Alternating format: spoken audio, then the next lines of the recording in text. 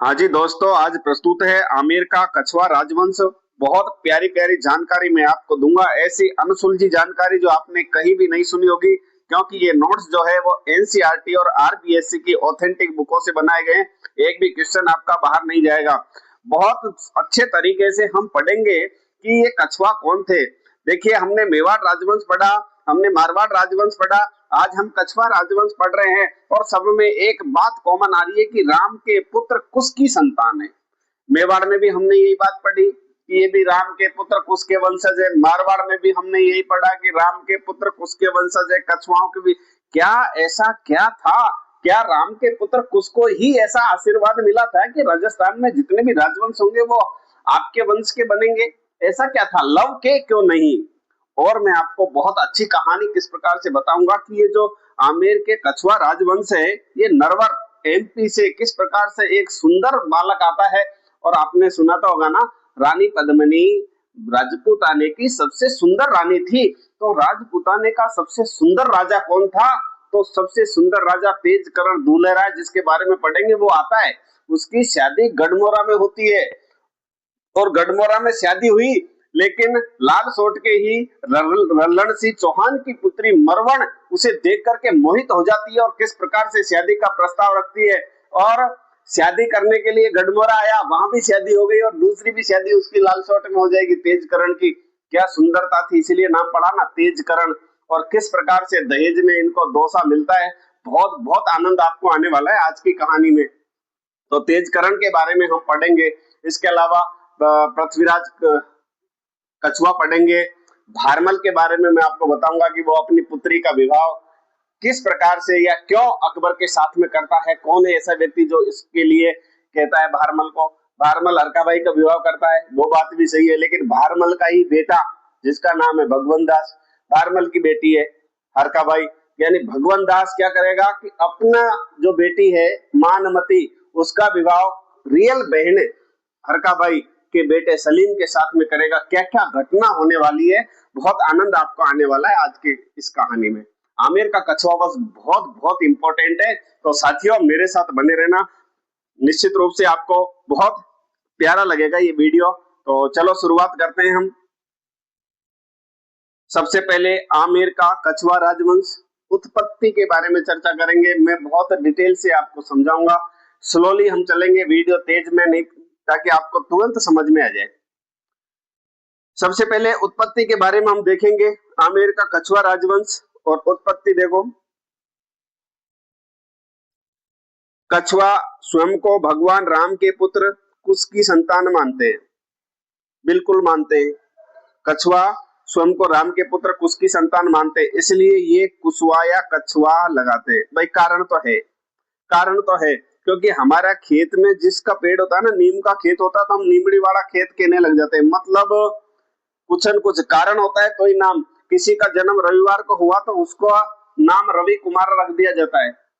जिस गांव में भोपे अधिक रहते हैं उस गांव का नाम भोपा फला पड़ गया, तो कुछ कारण होता है ये बात। तो कुश के वंशज है, इसलिए नाम क्या पड़ गया? कुशवा या कछुआ, ऐसा ये लोग मानते हैं।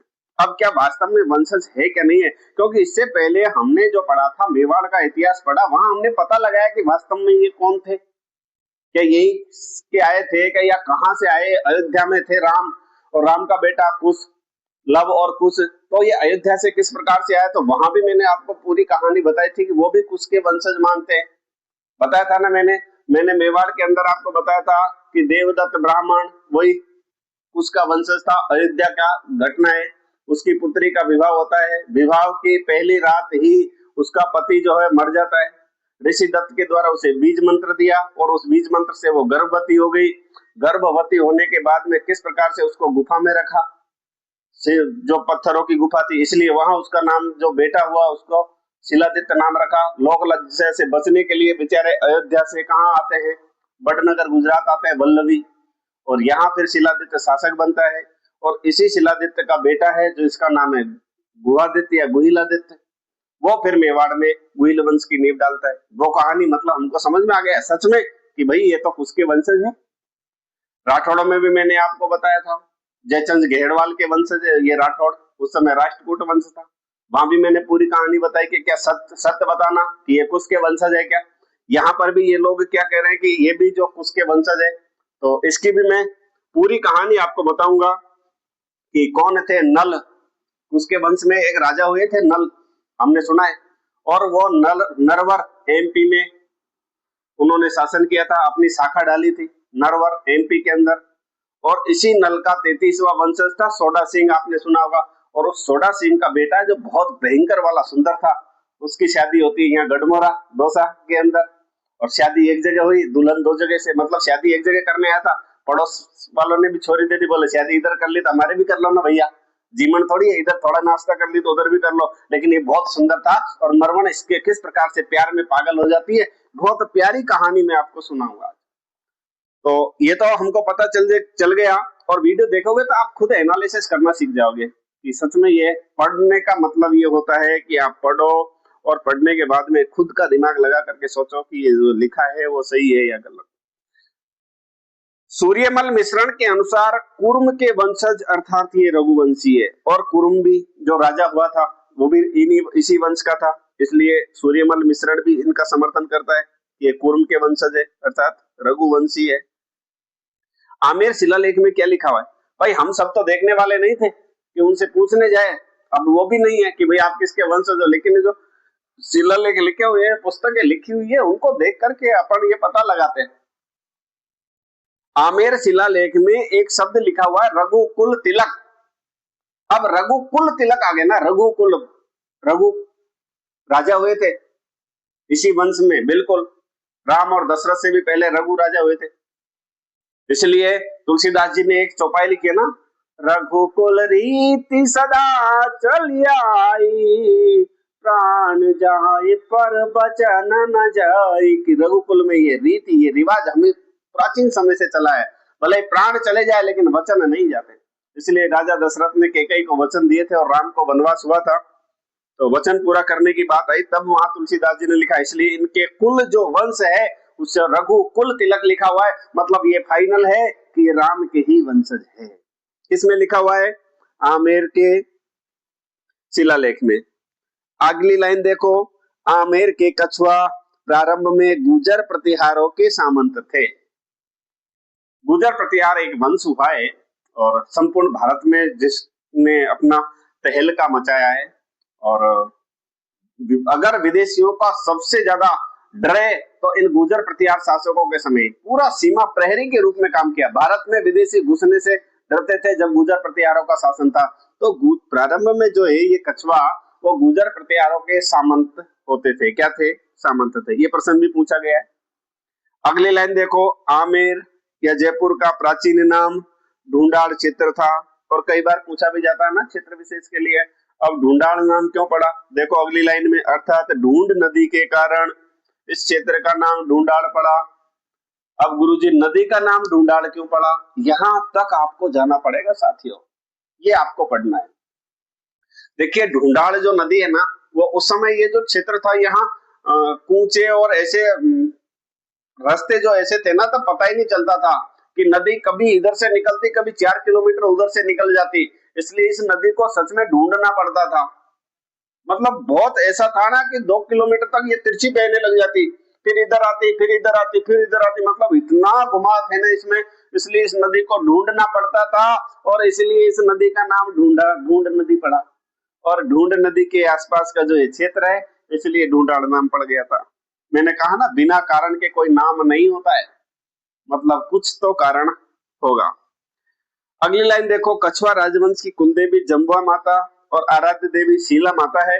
तो इनकी दोनों की कहानी मैं आपको बताऊंगा कि जम्बुआ माता वास्तव में किसकी कुलदेवी थी, वो किस प्रकार से इनकी कुलदेवी के रूप में पूजी जाती है, और शीला माता को जो है वो आराध्य देवी के रूप में क्यों पूजा जाता है, क्योंकि कौन, मानसिंह इन्हें लेकर के आते हैं जसौर के शासक केदार को हरा करके। तो वो कहानी अपन मानसिंह में पढ़ेंगे। अभी केवल इतना याद रखो, कछुआ राजवंश की कुलदेवी जम्बुआ माता है, जिसका मंदिर जम्बुआ रामगढ़ जयपुर में है। और आराध्य देवी शीला माता, आमेर की शीला देवी लायो राजा मान। एक पहले एक गाना भी चलता था, देख्याई मारा बलमा, देख्याई मारा बलमा, जयपुर का दरवाजा पे मंडरी मोरनी। तो वहां पे वो गाना गाते हैं ना, उसमें एक लाइन आती है कि आमेर की शीला देवी लायो राजा मान देखाई मारा बलमा, जयपुर का दरवाजा पे मंडरी मोरनी।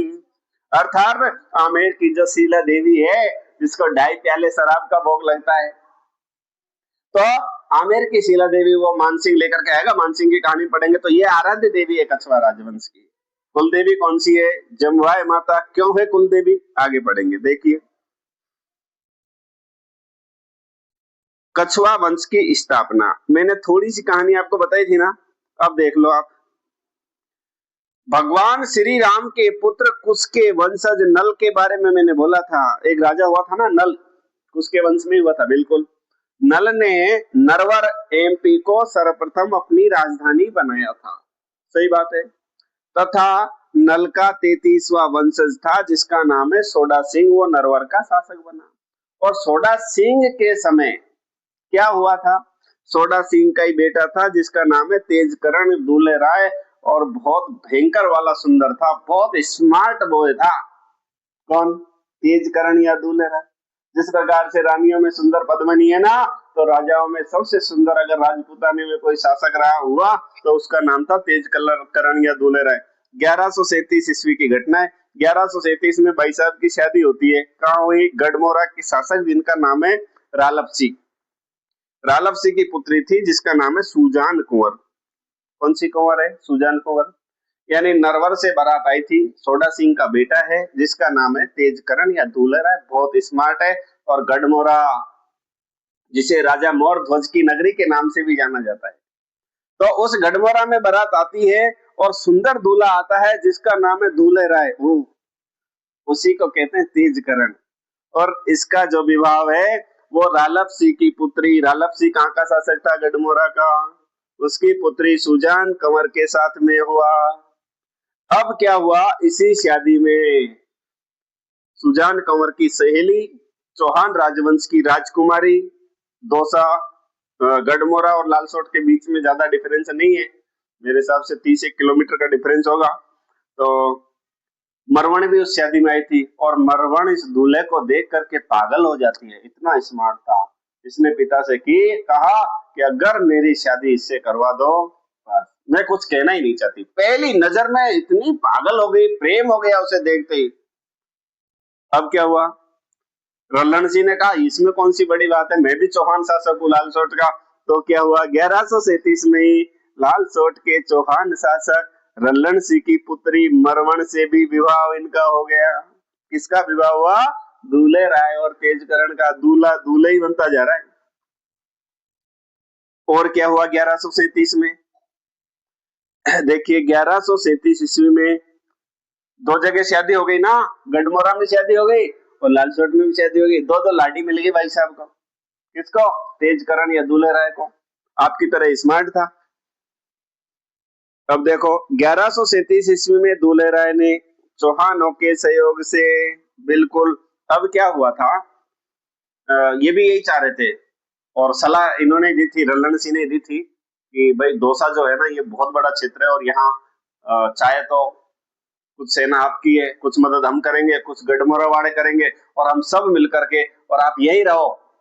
इतने प्यारे जमाई राजा को हम कहाँ वहां पे भेजेंगे एमपी, आप यही रहो पास में ही, दौसा हमारे यहाँ का राजा आपको बना देते हैं। तो फिर इन सब ने मिलकर के, दौसा उस समय बड़ गुजरों के अधीन था।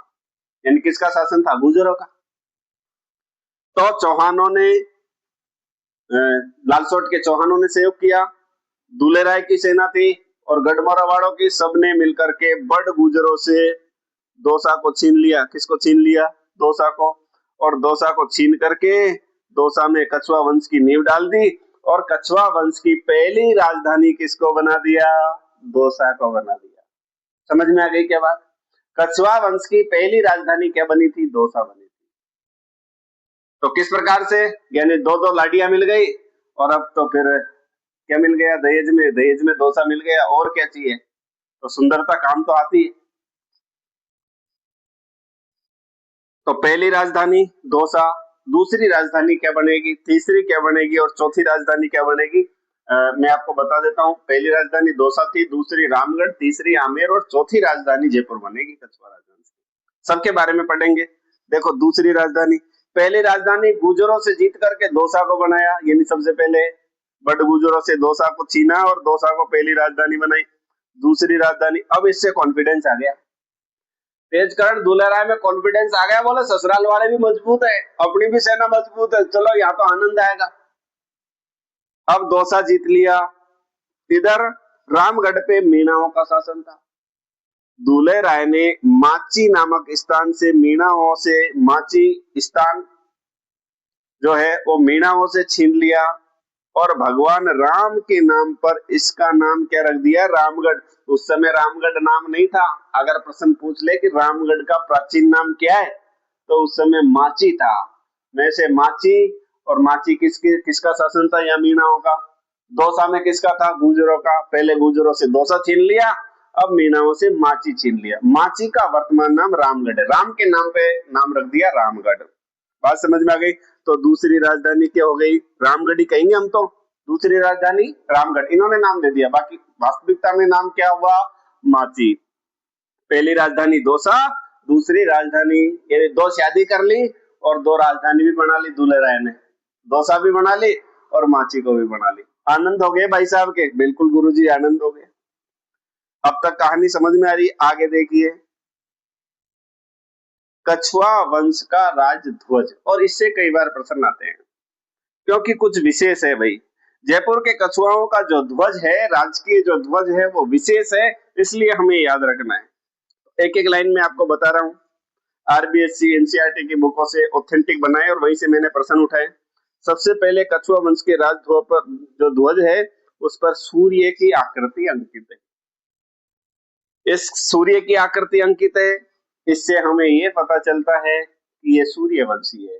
देखो पहला प्रमाण, कहते हैं ना भाई प्रमाण दो आप कौन हो, तो भाई साहब आजकल तो हम क्या बताते हैं, आधार कार्ड।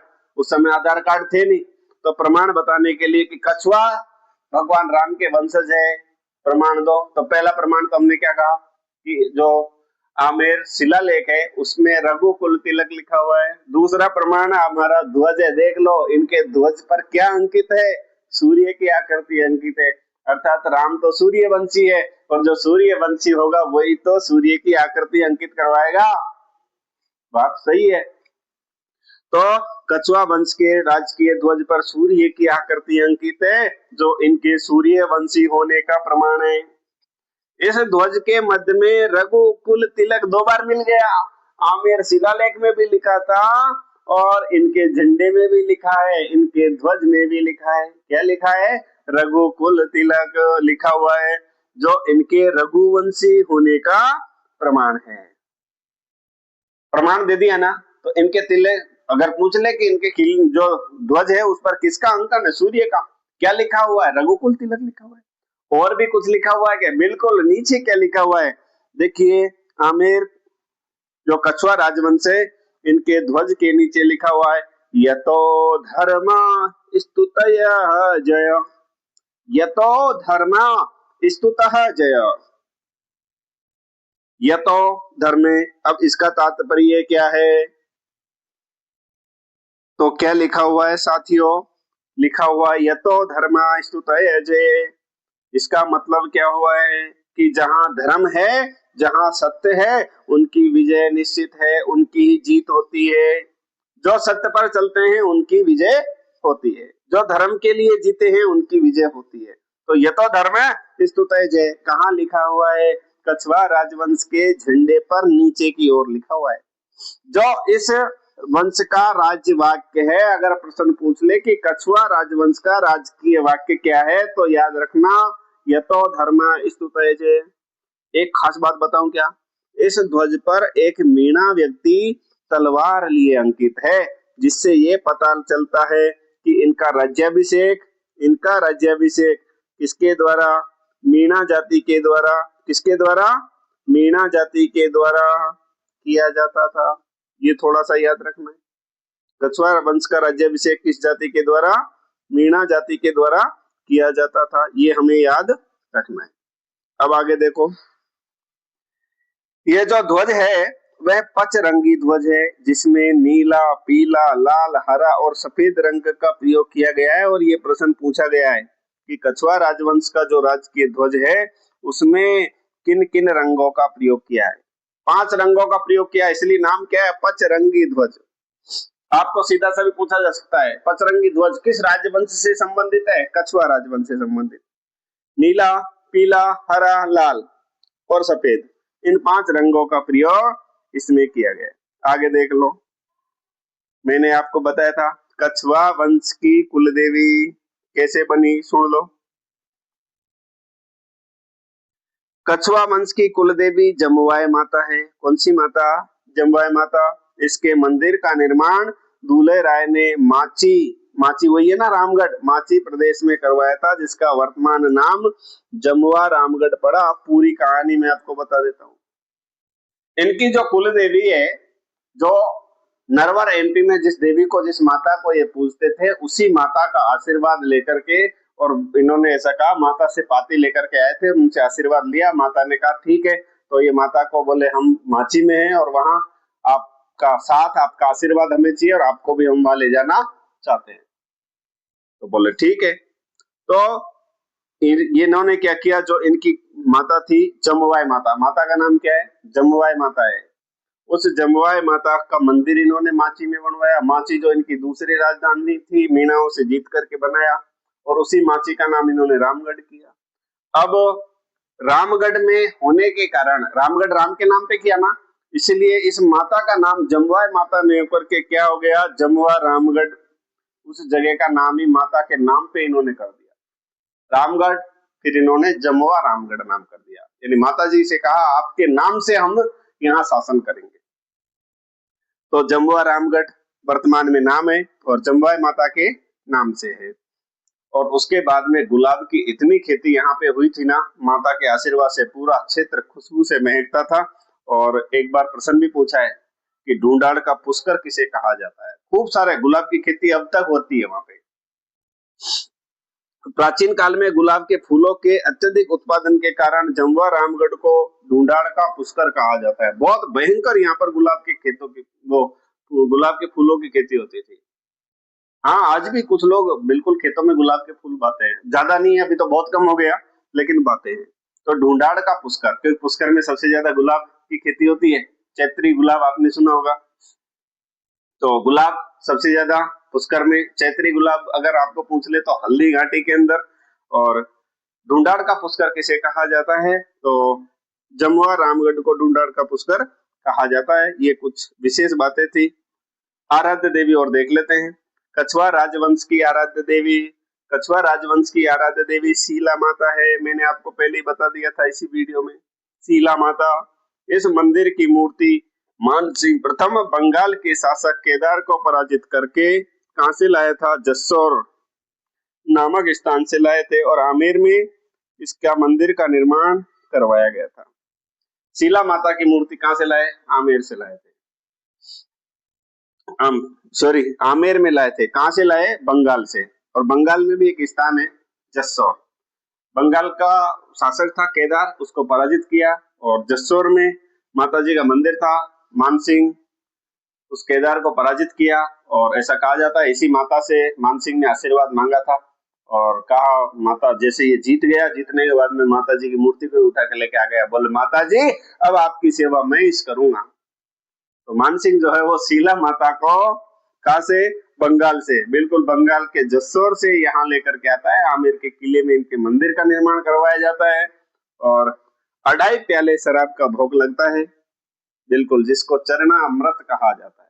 2.5 प्याले शराब का भोग किसे लगता है, तो याद रखना है शीला माता, जिसका मंदिर आमेर के किले के अंदर जयपुर में स्थित है, और 2.5 प्याले शराब का भोग लगता है, इसको चरणामृत कहा जाता है।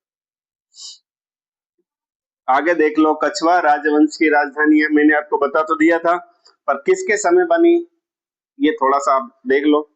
देखिए, पहली राजधानी कछवाहा राजवंश की जो तो दहेज में मिल गई थी ना।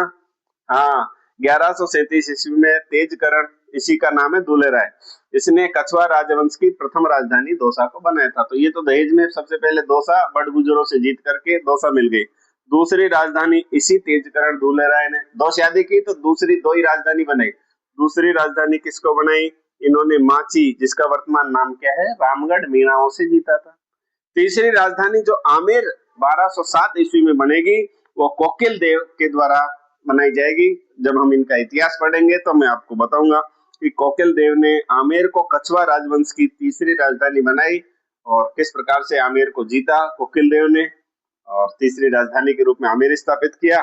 और चौथी राजधानी जो 1727 में सवाई जयसिंह ने इसका नाम भी दिया जयपुर, पढ़ा ना हमने जयपुर की स्थापना। तो सवाई जयसिंह ने जयपुर को चौथी राजधानी के रूप में स्थापित किया।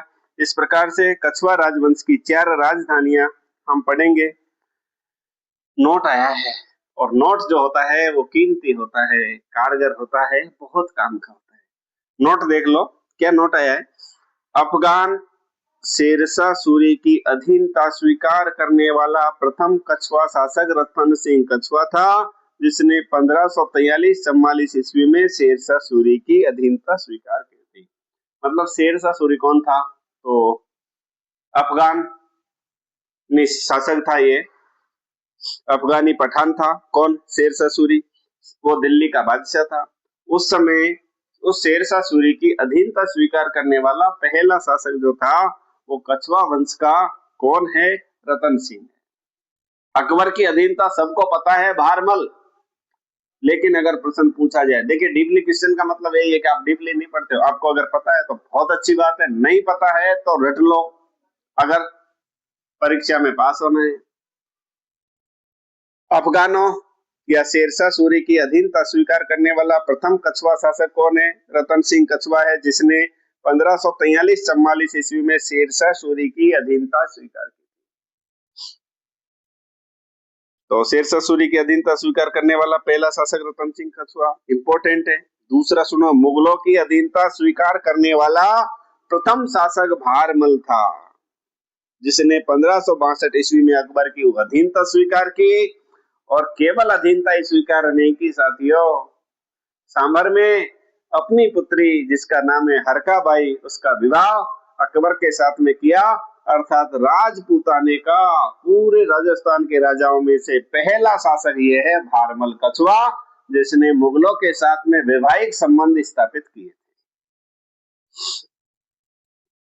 अब हम पढ़ने जा रहे हैं तेजकरण या दुलेराय को। तो किस प्रकार से, देखिए नाम ही ऐसा है ना, तेजकरण, जिसके में इतना तेज हो। और दुलेराय, दूल्हे तो हमेशा स्मार्ट ही लगता है ना, भले कैसा भी हो, मेकअप वेकअप करके स्मार्ट बना ही देते हैं। तो वैसे ये नेचुरली स्मार्ट था।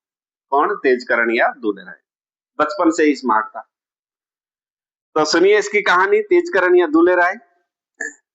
इसे आमेर में कछवा वंश का संस्थापक माना जाता है।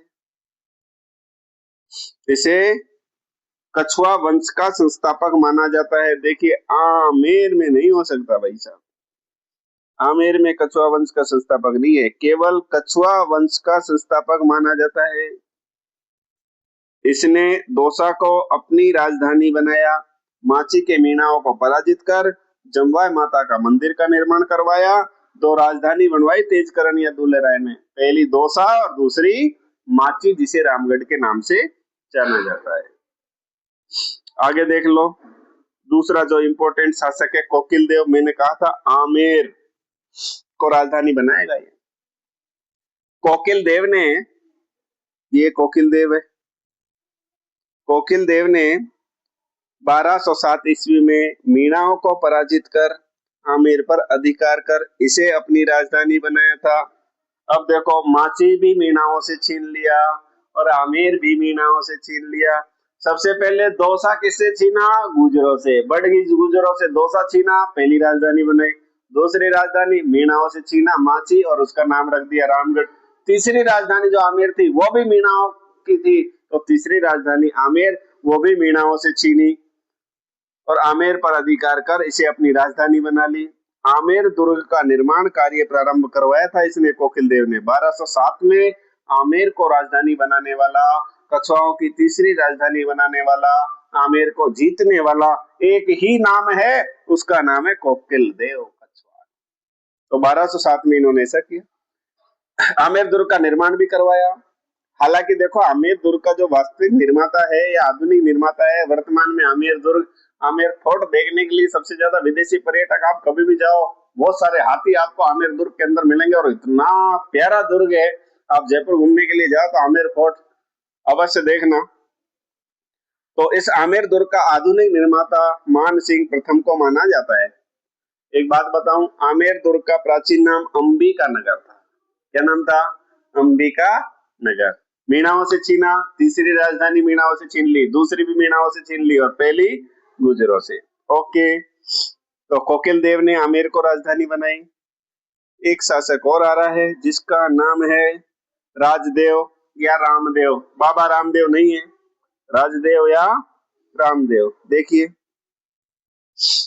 इसने आमेर के अंदर, क्योंकि अब आमेर राजधानी हो गई थी ना, तो आमेर में कदमी महलों का निर्माण करवाया था। और ये कदमी महल कई बार पूछा है, कदमी महल। अब इन महलों का नाम कदमी महल क्यों है? क्योंकि आज भी आमेर के जो कदमी महल है, ऐसा कहा जाता है कि महलों के आगे कदम के पेड़ लगाए थे। किसके पेड़ थे? कदम के, इसलिए इन महलों का नाम ही कदमी महल पड़ गया। और इन कदमी महलों की विशेषता यह है, प्रश्न पूछा गया है कि आमेर के राजाओं का राज्याभिषेक जिस स्थान पर होता था उस स्थान का नाम है कदमी महल। यानी आमेर के राजाओं का राज्याभिषेक कहाँ होता था? कदमी महलों में। कदमी महलों का निर्माण किसने करवाया? रामदेव ने। रामदेव ऑप्शन में नहीं आता है, राजदेव। पर यह प्रश्न पूछा जा सकता है भविष्य में। प्रश्न ऐसा तो पूछा है कि राज्याभिषेक कहाँ होता था, पढ़ा हुआ है, वन लाइनर है, सब बुकों में मिल जाएगा कदमी महल। लेकिन प्रश्न पूछ ले कि जिन कदमी महलों में आमेर के राजाओं का राज्याभिषेक होता, उनका निर्माण रामदेव या राजदेव। आगे देखो, किल्हण अगला शासक है। किल्हण जिस समय शासक था आमेर जयपुर का, उस समय मेवाड़ का शासक महाराणा कुंभा था। और कुंभा का डंका तो पूरी दुनिया में गूंजता था।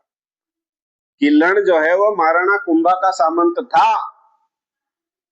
और ये आने लायक प्रश्न है। किल्हण के लिए एक ही याद रखनी है, किल्हण। किल्हण बोल रहा हूं मैं, किल्हण। और किल्हण कुंभा का शासक था। कौन? कछवा वंश का कौन सा शासक महाराणा कुंभा का सामंत था? उसका आंसर होगा किल्हण। अब हम पढ़ेंगे पृथ्वीराज कछवा, यही से शुरू कर देंगे। उसके बाद में इनका बेटा भारमल, भारमल के बाद में भगवंत दास तक आज हम पढ़ेंगे। मानसिंह की कहानी कल पढ़ेंगे, लेकिन शुरुआत करते हैं पृथ्वीराज कछवा और क्या क्या प्रश्न यहाँ से बनेंगे। देखिए, पृथ्वीराज कछवा हम सबसे पहले पढ़ने जा रहे हैं। इनके शासन काल में 12 कोठड़ी व्यवस्था प्रारंभ की गई थी। गुरुजी ये बता दो, 12 कोठड़ी, 4 बार क्वेश्चन आ गया। ये होता क्या है 12 कोठड़ी? 12 कोठड़ी का मतलब ये होता है कि राजा के जितने बेटे होंगे उनमें साम्राज्य जो होगा, राजा का प्रत्येक चीज तब से बराबर बंटवारा चालू हुआ। बाकी इससे पहले क्या होता था? इससे पहले ये होता था कि जो बड़ा बेटा जो होगा वही उसी के अंडर में रहेगा और वही शासक प्रशासक बनेगा, सारा बढ़ेगा। और छोटे को ने जन्म ले लिया, उसको गुना है। तो छोटा मतलब खोटा, छोटा खोटा नहीं है, क्योंकि छोटे को जबरदस्ती खोटा बनाया जाता था, बेचारे को कुछ नहीं मिलता था। जो बड़ा होता था सबसे बड़ा बोले ये है पागड़ी बंद, यानी बाप की बपोती पूरी किसको मिलती थी? सबसे बड़े वाले को। लेकिन पृथ्वीराज कछवा ने चेंज किया, बोले दिस इज रॉन्ग, ऐसा नहीं चलेगा। जिसके जितने भी बेटे होंगे साम्राज्य बराबर से बटेगा। तो वही है 12 कोठड़ी व्यवस्था। यहाँ 12 कोठड़ी से तात्पर्य अपने राज्य का सभी पुत्रों में बराबर बंटवारा करना। किसने शुरू किया 12 कोठड़ी? 12 वाह, पृथ्वीराज कछवा। तो याद कर लेना, ऐसे याद कर लेना, पृथ्वीराज यानी पृथ्वी, जमीन बढ़ती है ना बेटों में, तो जमीन को बोलते हैं पृथ्वी। तो सबसे पहले बराबर बंटने का काम पृथ्वीराज के समय, पृथ्वीराज कछवा के समय, और उसी को बोला 12 कोठड़ी। ऐसा याद कर लेना। एक बात बताओ, पृथ्वीराज कछवा के समय एक भयंकर वाला युद्ध हुआ था। युद्ध मतलब तलवारों वाला नहीं था, शास्त्रार्थ युद्ध था। शास्त्रार्थ युद्ध था और चैलेंज हुए थे, और उसको देखने के लिए भी आसपास से लोग आए थे। शास्त्रार्थ का मतलब ये होता है ज्ञान की बातों में, शास्त्र में युद्ध होना, कौन कितना विद्वान है। क्या हुआ था सुनो, पृथ्वीराज कछुआ जो है वो नाथ संप्रदाय का अनुयायी था। किस संप्रदाय को मानता था? नाथ संप्रदाय का अनुयायी था। कौन? पृथ्वीराज कछुआ।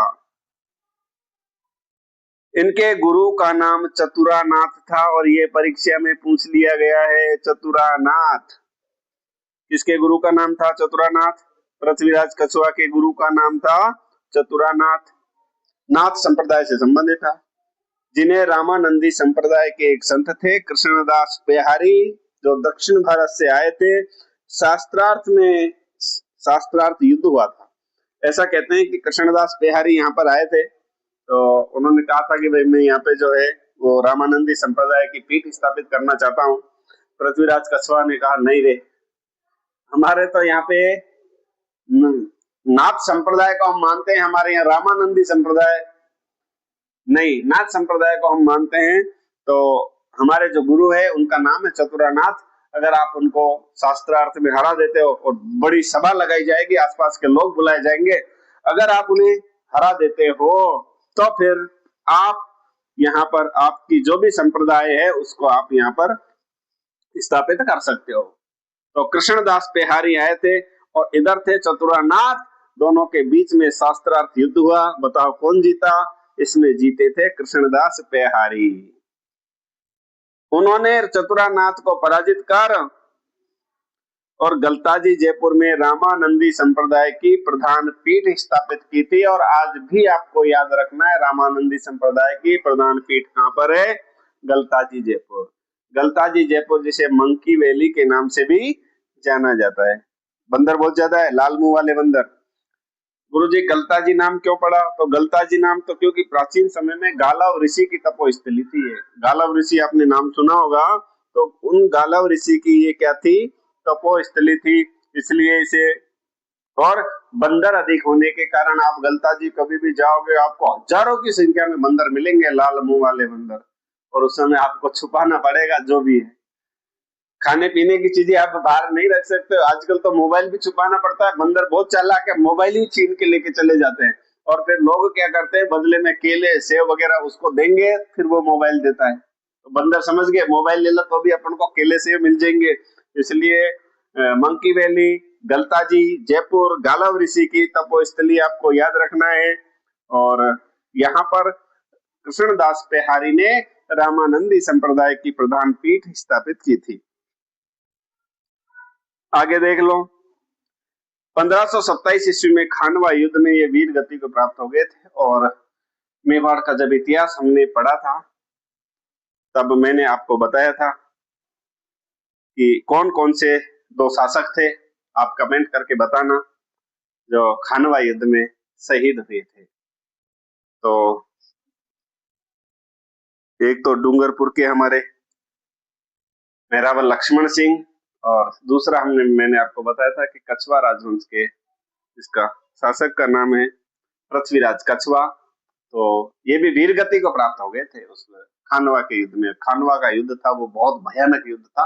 पहली बार ऐसा हुआ था ना कि हिंदू और मुस्लिमों के बीच में युद्ध।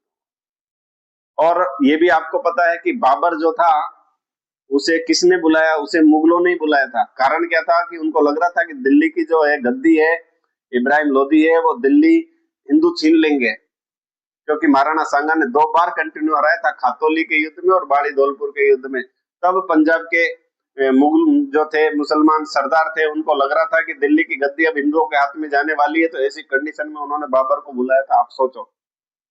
और अपने ही वंश के यानी इब्राहिम लोदी को मरवाया था, सीधा मर्डर करवाया था। बिल्कुल मर गया था इब्राहिम लोदी।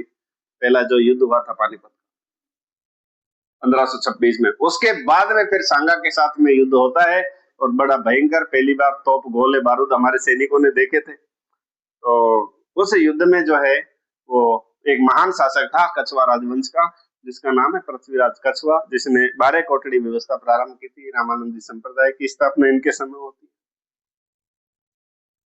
तो वीर गति को प्राप्त हुए थे। अब पृथ्वीराज कछुआ के बाद में जो शासक बनेंगे उनका नाम है रतन सिंह कछुआ। देखिए मेवाड़ का रतन सिंह भी हुआ था, जिसके समय क्या हुआ, रानी पद्मिनी वाला जौहर हुआ था। 1543-44 ईस्वी में शेरशाह सूरी की अधीनता स्वीकार करने वाला पृथ्वीराज कछुआ का पुत्र था। और पहले भी मैंने आपको बता दिया था कि शेरशाह सूरी की अधीनता स्वीकार करने वाला, क्योंकि इधर क्या हुआ था, जैसे बाबर आया, बाबर के बाद हुमायूं, और हुमायूं से को हरा करके दिल्ली की गद्दी पे किसके, शेरशाह सूरी, अफगानों ने ले ली, शेरशाह सूरी शासक बन गया था।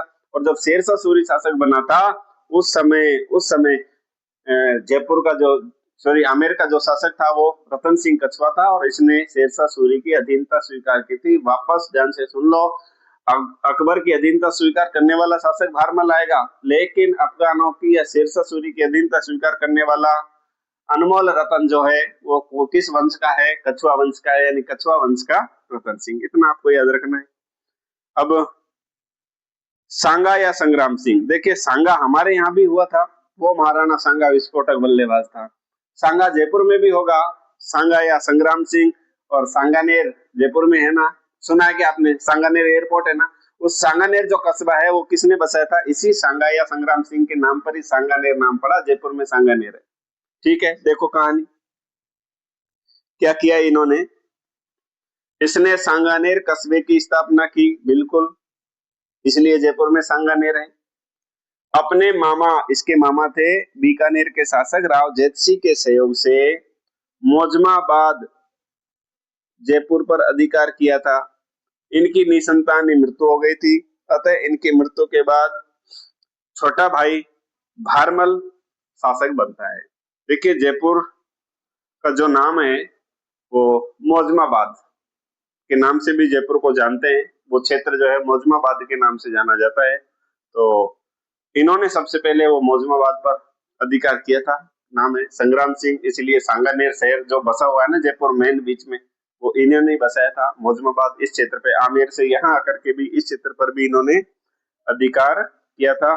तो किसके सहयोग से, मामा थे इनके बीकानेर के शासक राव जेतसी, बिल्कुल राव जेतसी या जेत सिंह, जो कल्याणमल का बेटा था, और मालदेव के साथ में गिरी सुमेल का युद्ध होता है, वो हमने बीकानेर के राठौड़ वंश में बहुत प्यारी कहानी पढ़ी थी कि किस प्रकार से रात्रि में क्या हुआ कि पंपलेट बांटे गए, दूसरे ग्रुप में जो है वो सोने के सिक्के पहुंचा दिए गए थे। मतलब क्या अफवाह थी, हनुमान सिंह को ऐसी अफवाह फैलाई, मालदेव अपनी सेना को छोड़ करके वहां से दौड़ जाता है। तो गिरी सुमेल की कहानी हमने पढ़ी थी।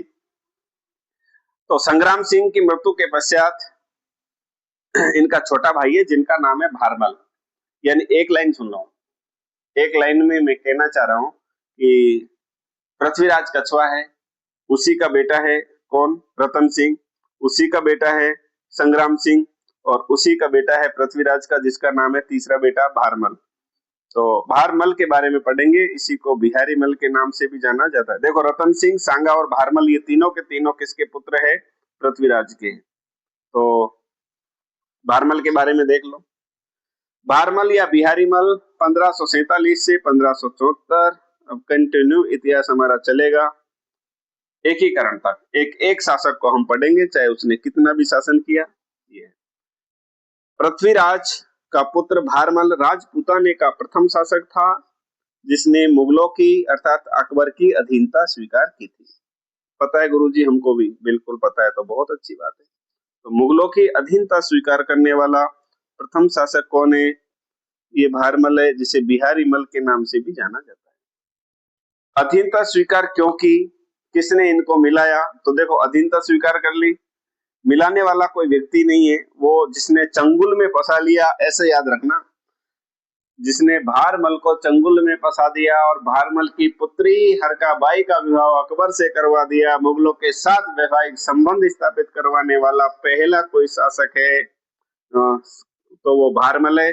और चंगुल में किसने फंसाया, जो मजनू होगा वही चंगुल में फंसाएगा, क्योंकि उसने पुत्री का विवाह, हरकाबाई का विवाह भी अकबर के साथ में करवाने की पहल जो की थी वो किसने की थी, इसी मजनू खान ने की थी। सुनो, 1556 ईस्वी में सबसे पहले अकबर को जो है, सॉरी, भारमल को अकबर से मिलवाने वाला शासक जो व्यक्ति था उसका नाम था चनुखा चगताई।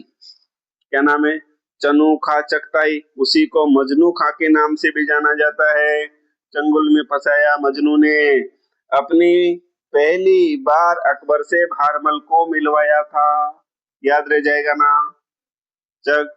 चनुखा चगताई, उसी को बोलते हैं मजनू का। अकबर को मिलवाया, अकबर और भारमल को आपस में मिलवाया था। फिर क्या हुआ, 6 फरवरी 1562 ईस्वी में सांभर, सांभर जहां से नमक तैयार किया जाता है, बहुत ज्यादा नमक, सांभर झील आपने सुना होगा।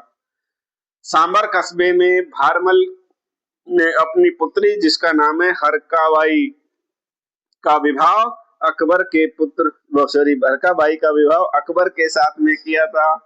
और हरकाबाई और अकबर से जिसका जन्म हुआ वही था जहांगीर, जिसको सलीम के नाम से भी जाना जाता है।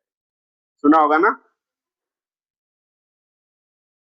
तो सलीम या जहांगीर के साथ में, और इसके समय एक घटना होती है ना, अनारकली वाली, पहले एक गाना भी चला था, और छोड़ छाड़ के अपने सलीम की गली, अनारकली डिस्को चली। तो अनारकली और सलीम की प्रेम कहानी भी आएगी, या देख लो।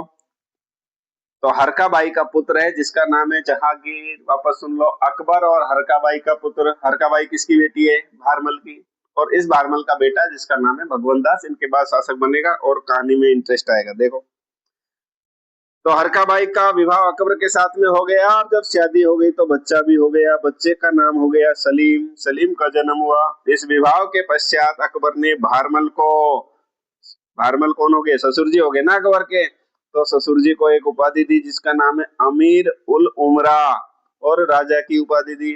और यही अमीर उल उमरा की उपाधि भगवंत दास को भी देंगे, क्योंकि भारमल ने भी अपनी पुत्री का विवाह इनके साथ में किया और भगवंत दास ने भी पुत्री का विवाह मुगलों के साथ में किया। तो उन्होंने कहा, अरे आप तो बहुत अमीर हो।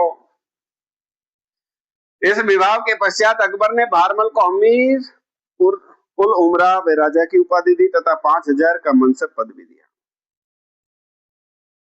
जहांगीर ने अपनी मां हरकाबाई को मरियम उज्जमानी नाम दिया। और ये प्रश्न पूछा गया है, जहांगीर ने अपनी मां जहांगीर की मां का नाम क्या है, हरकाबाई, अकबर की पत्नी।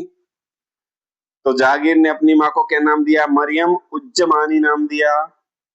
एक और लाइन देख लो, भारमल ने अपने पुत्र जिसका नाम है भगवंत दास व पौत्र मान सिंह को मुगल दरबार में अकबर की सेवा में भेजा था। बिल्कुल, पुत्र को भी भेज दिया, पुत्री को भी भेज दिया, और पौत्र यानी पोते को भी भेज दिया मुगल दरबार में। पुत्र भगवंत दास, पुत्री तो हरकाबाई को दरबार में भेज दिया ना अकबर की सेवा के लिए, वो तो लाडी बन गई। तो हरकाबाई को भेजा, पुत्र भगवंत दास को भी भेजा, और पोता, इस भगवंत दास का बेटा है मान सिंह, यानी पोते मान सिंह को भी मुगल दरबार में अर्थात अकबर की सेवा में भेज दिया। इसी भारमल की सलाह पर अकबर ने राजपूतों के प्रति सलाह कुल की नीति अपनाई थी, जिसके तहत 1570 ईस्वी में नागौर दरबार का आयोजन किया गया था। अकबर ने नवंबर 1570 में नागौर दरबार का आयोजन किया था, और उस समय कहा था कि भाई मैं अकाल राहत कार्य के लिए नागौर दरबार का आयोजन कर रहा हूँ, जिसमें राजपूत राजाओं की मैं हेल्प करूंगा, दिल्ली से सेवा करूंगा, अकाल राहत के लिए किसी को चंदा चाहिए तो वो भी दूंगा। इसलिए नागौर में अकबर ने शुक्र तालाब का निर्माण करवाया था, आपको पता हो तो। इसी अकाल राहत कार्य के दौरान नवंबर 1570 नागौर दरबार किसके कहने पर आयोजित किया, अगर ऐसा प्रश्न आता है तो उसका आंसर होगा भारमल या बिहारी मल। बिल्कुल, अब ससुर जी कहेंगे तो जवाई साहब को तो बात माननी पड़ेगी ना। तो भारमल की सलाह पर अकबर ने सलाह कुल की नीति अपनाई और नवंबर 1570 में नागौर दरबार का आयोजन किया। जनवरी 1574 को भारमल की मृत्यु हो गई थी। अब भारमल के बाद में इनका बेटा जिसका नाम है भगवंत दास, वो शासक बनते हैं। आज का ये अंतिम शासक हम पढ़ेंगे। देखो, यह भारमल का पुत्र था जिसे शासक बनने से पूर्व अकबर ने गुजरात अभियान पर भेजा था। भारमल का बेटा था बिल्कुल भगवंत दास। तो अकबर ने शासक बनने से पहले गुजरात अभियान पर भेजा कि ताकतवर है क्या नहीं है। अब भाई राम के वंशज है, कुछ के वंशज है तो ताकतवर तो होंगे। तो भगवंत दास ने क्या किया, इब्राहिम हुसैन मिर्जा और भगवंत दास के मध्य 1570 में एक युद्ध हुआ था, उसका नाम है सरनाला का युद्ध, गुजरात में हुआ था। इसमें भगवंत दास की क्या हुई थी, विजय हुई थी। शासक बनने से पहले भगवंत दास किस अभियान में, देखो कथन कारण के क्वेश्चन आते हैं ना, और ये जो बुकों में छपी हुई चीज है ना, वो तो कम से कम आप याद कर लो भाई। और देखो मैं ये वीडियो बना रहा हूँ, हो सकता है कोई मेरे साथी जो नहीं भाई हम तो पहले से गवर्नमेंट एम्प्लॉयर है, तो हम क्यों देखे। तो कोई नहीं सर, आपका नॉलेज बढ़ाने के लिए आप चाहो तो देख लो, ये वैसे भी फोन में स्टेटस तो अपन देखते ही है भाई। कम से कम आप देखोगे, अगर आप जैसे किसी विद्यालय में शिक्षक हो और आप ये वीडियो अगर देख रहे हो, तो आप बच्चों को कम से कम ये चीजें भाई नॉलेज, गुरु के पास में क्या है, गुरु के पास एक ही खजाना है उसके ज्ञान का, और उसको जितना हम बांटेंगे, जितना बांटेंगे, क्योंकि हमारा काम, हम है ही विद्या मंदिर के पुजारी, तो हमें हमारा जो ज्ञान है जितना हम अर्जन करेंगे उतना हम बच्चों को देंगे। कहते हैं ना, जितना हमारी दुकान में सामान होगा उतना ही हम बच्चों को दे पाएंगे। इसलिए एक शिक्षक को अपडेट प्रतिदिन रहना चाहिए। आप अगर मेरे वीडियो देखते हो तो आपका बहुत बहुत धन्यवाद। तो देखिए 1572 ईस्वी में सरनाला का युद्ध, गुजरात का युद्ध हुआ था, जिसमें भगवंत दास क्या हुआ, विजयी हुआ। भगवंत दास को भी अकबर ने अमीर उल उमरा की उपाधि और 5000 का मनसब पद दिया था। ऐसे याद कर लेना कि भारमल को भी अमीर उल उमरा की उपाधि दी और भगवंत दास को भी दी। भारमल ने भी अपनी पुत्री हरकाबाई का विवाह अकबर के साथ में किया, और भगवंत दास ने भी अपनी पुत्री मानमती का विवाह किसके साथ में किया, इसी हरकाबाई और अकबर के बेटे जिसका नाम था सलीम, उसके साथ में किया। यानी इधर ऐसे देखा जाए ना, तो ये तो मामा और बुआ वाले आपस में शादी करेंगे, देख लो। बिल्कुल, हरकाबाई इसकी बुआ लगी, किसकी, मानबाई की, और बुआ का बेटा, और इधर मामा की बेटी है ना, तो इस प्रकार से शादी होगी। देखो, हालांकि ठीक है हम ये चीजें सोचते हैं, लेकिन उस समय उनकी सोच, क्योंकि वो राजा थे, और आज भी तो ये लोग करते ही है ना। आज भी जो बड़े बड़े लोग होते हैं ना, बड़े राजनीतिक व्यक्ति होते हैं, तो उनके लिए ये जाति बंधन नहीं होता है, क्योंकि वो शायद बहुत ऊपर उठ चुके होते हैं जो हम सोचते हैं ना उससे। तो ठीक है, उस समय की क्या सोच रही होगी, मैं तो इस पे कोई कमेंट नहीं करूंगा, लेकिन हमें केवल याद करने के लिए इतना याद रख लो कि दोनों को अमीर की उपाधि दे दी, बोले आप बहुत अमीर हो, ठीक है, 5000 का मनसब पद दे दिया। 1582 ईस्वी में अकबर ने भगवंत दास को पंजाब का सूबेदार नियुक्त किया था। देखिए, भगवंत दास ने जो पहला अभियान किया था वो गुजरात में किया था, अभी हमने पढ़ा, और 1582 में पंजाब का सूबेदार नियुक्त कर दिया। 13 फरवरी 1585 को भगवंत दास ने भी अपनी पुत्री, जिनका नाम है मानबाई का विवाह हरकाबाई के पुत्र भगवंत दास, देखो, और भगवंत दास की बहन है हरकाबाई, भाई की बेटी है और बहन का बेटा है। देखो, भगवंत दास ने अपनी पुत्री मानबाई का विवाह हरकाबाई के पुत्र जहांगीर सलीम के साथ कर दिया, जिसके परिणाम स्वरूप शहजादा खुसरो का जन्म हुआ था। किसका जन्म हुआ? खुसरो का जन्म हुआ। खुसरो, और उसके बाद में शाहजहां अलग है। शाहजहां जो होगा वो मारवाड़ की राजकुमारी, और जहांगीर का जो बेटा है मारवाड़ की राजकुमारी मानमती और जहांगीर का पुत्र जो है वो शाहजहां होगा। और ये जो खुसरो है, इसके बारे में मैं आपको बता देता हूँ। देखो, तो शासक जो है अकबर के बाद, ये जहांगीर के बाद में शाहजहां नियुक्त होते हैं, और ये खुसरो जो है वो विद्रोह कर देता है, और ऐसी कंडीशन में एक कहानी बनती है, मैं आपको बताता हूँ, नोट डाल के पूरा लिखवाया हुआ है। तो खुसरो का जन्म हुआ, यानी मानबाई और सलीम से, जयपुर की राजकुमारी और सलीम से जो पुत्र का जन्म होगा उसका नाम है खुसरो। मानबाई मुगल दरबार में सुल्तान ए निसा के नाम से जानी गई। मानबाई जो है वो मुगल दरबार में किस नाम से जानी गई? सुल्तान ए निसा के नाम से। ठीक है, अब देखो एक नोट आया है, और ये नोट बहुत खतरनाक है। नोट क्या आया है? उल्लेखनीय है कि मानसिंह प्रथम के बहकावे में आकर खुसरो ने पिता जहांगीर के विरुद्ध विद्रोह कर दिया था। इससे दुखी होकर 1604 ईस्वी में मानबाई ने अफीम खाकर आत्महत्या कर ली थी। सुन लो बात, मानसिंह मामा था ना, बिल्कुल मानसिंह मामा था, और नाना कौन था? भगवंत दास, खुसरो का नाना भगवंत दास। तो मामा मानसिंह के बहकावे में आकर के इन मानसिंह ने बहका दिया इसको, विद्रोह कर दे, तुझे तो शासक बनाएंगे नहीं, क्योंकि तेरे बाद में सलीम किसको शासक बनाएगा? शाहजहां बनेगा। इसलिए खुसरो ने क्या कर दिया था, विद्रोह कर दिया था। इससे दुखी हो गई थी कौन, खुसरो की माँ मानबाई, बिल्कुल भगवान दास की बेटी, इसी मान सिंह की बहन जिसका नाम है मानबाई। मानबाई ने बहुत ज्यादा अफीम खा करके आत्महत्या कर ली थी।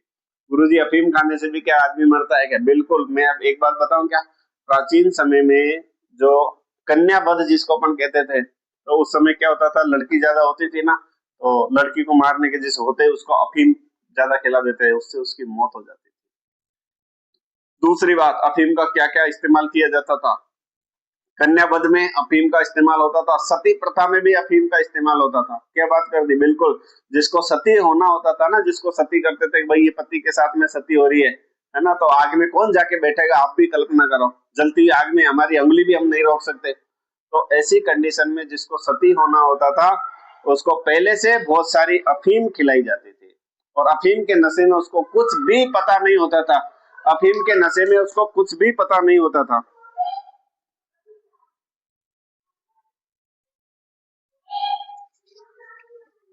क्या हुआ?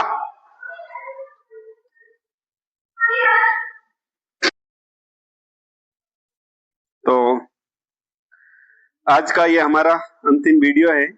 1589 ईस्वी में भगवान दास की मृत्यु हो गई।